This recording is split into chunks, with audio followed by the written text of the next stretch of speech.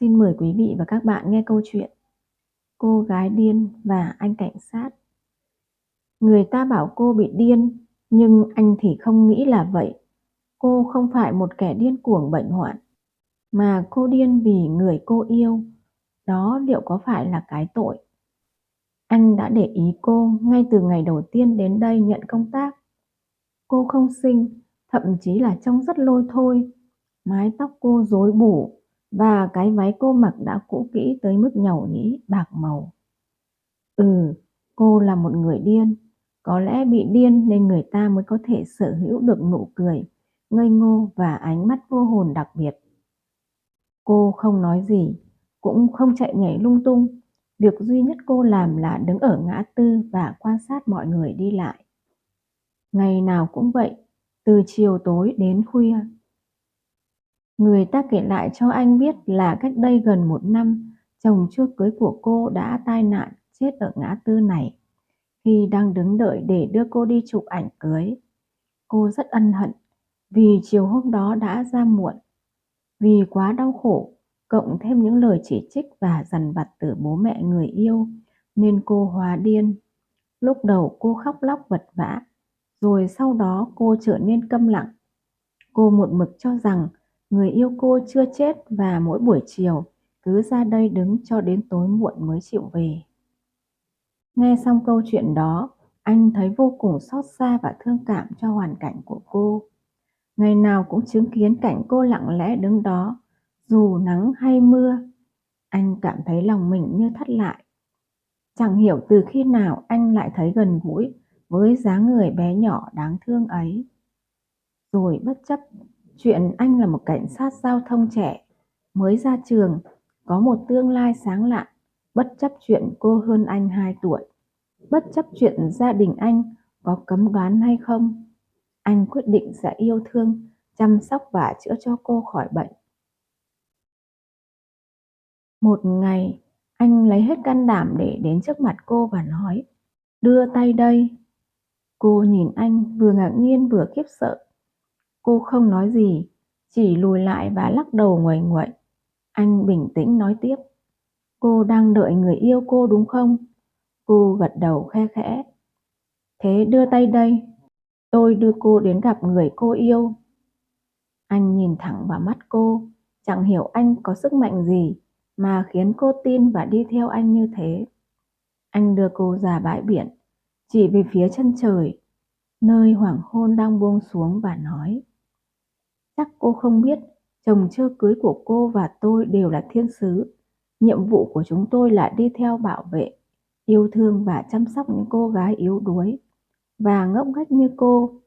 Chồng chưa cưới của cô phải đi làm một trọng trách cao cả hơn, nên anh ấy đã nhờ tôi đến bên cạnh cô. Cô sẽ phải thay anh ấy yêu thương, quan tâm và giúp đỡ cô. Vì thế cô phải nghe lời tôi, hiểu chưa? Cô không nói gì, cũng không phản ứng gì, chỉ ngơ ngác nhìn anh. Anh nói tiếp, giọng đầy uy nghiêm. Đây là mệnh lệnh, cả tôi và cô đều phải thực hiện. Nói rồi anh kéo tay cô đi. Mới đầu cô ương bướng không chịu, anh phải nói mãi, giải thích mãi cô mới đi theo anh. Anh đưa cô về nhà mình, mua cho cô một bộ váy mới, bắt cô đi tắm và thay đồ. Bước ra khỏi phòng tắm, trông cô như công chúa lọ lem vừa thoát xác. Anh chợt nhận ra rằng cô rất đẹp, một vẻ đẹp dịu dàng, thánh thiện và tinh khiết đến không ngờ.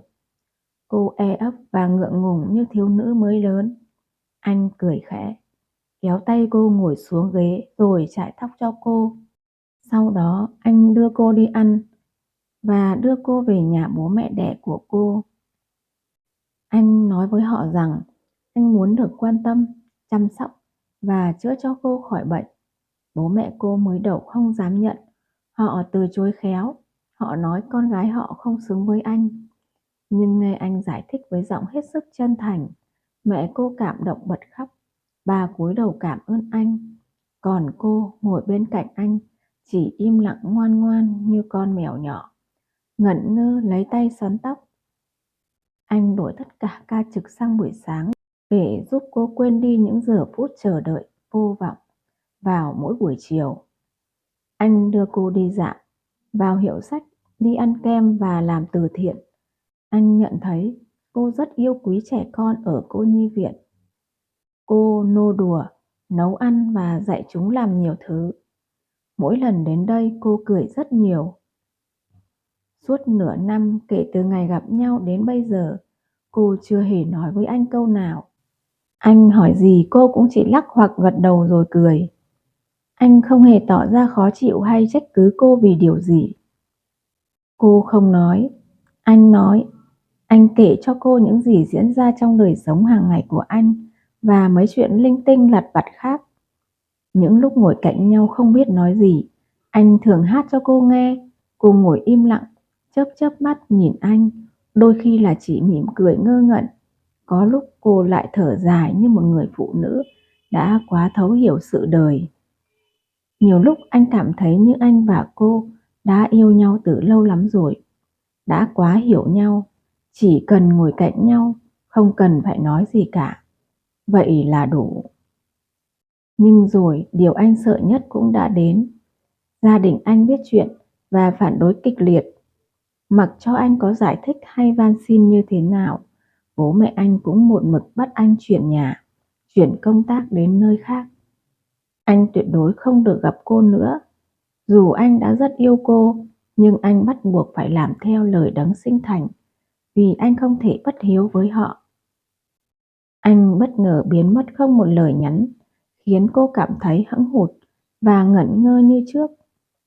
Cứ mỗi buổi chiều cô lại ra ngã tư, im lặng chờ đợi. Gần 1 tháng trôi qua, anh không ngày nào là anh không nhớ cô. Anh luôn tự dằn vặt và trách bản thân mình quá nhu nhược, đến tình yêu của mình cũng không thể bảo vệ được. Một ngày anh tình cờ tìm thấy một cọng cỏ 4 lá đã héo khô trong túi áo. Một lần đi dạo công viên, cô hái được và đem tặng anh. Bỗng dưng anh nhớ cô da diết, nhớ đôi mắt vô hồn và nụ cười ngây dại. Rồi chẳng kịp suy nghĩ thêm, anh lấy xe và phóng như bay suốt 2 tiếng đồng hồ để về gặp cô. Vẫn là cái ngã tư quen thuộc, vẫn dáng người nhỏ bé, mỏng manh ấy. Cô nhìn thấy anh, nhoẻn miệng cười. Anh xuống xe thở dốc. Em đợi anh đấy à? Cô cười nhẹ gật đầu. Anh cảm thấy hạnh phúc như vỡ òa. Anh ôm chầm lấy cô, nghẹn ngào nói. Anh xin lỗi. Cô khẽ thở dài. Cô đưa tay vòng qua ôm lấy anh. Cô cất tiếng nói với cái giọng khản đặc và nhỏ xíu của một người đã câm lặng từ rất lâu. Em tưởng anh đi mất rồi. Em tưởng anh cũng bỏ em ở lại đây bơ vơ như anh ấy. Anh thấy trái tim mình nhói lại. Cô đã tỉnh rồi. Cô không còn là kẻ điên nữa. Cô đã biết yêu anh rồi. Như thế này dù có bị ngăn cấm, cách trở đến đâu anh cũng không bao giờ bỏ rơi cô nữa. Em ngốc quá. Anh là thiên sứ của em mà. Nhiệm vụ của anh là phải ở bên yêu thương em cả cuộc đời. Làm sao anh bỏ em mà đi được?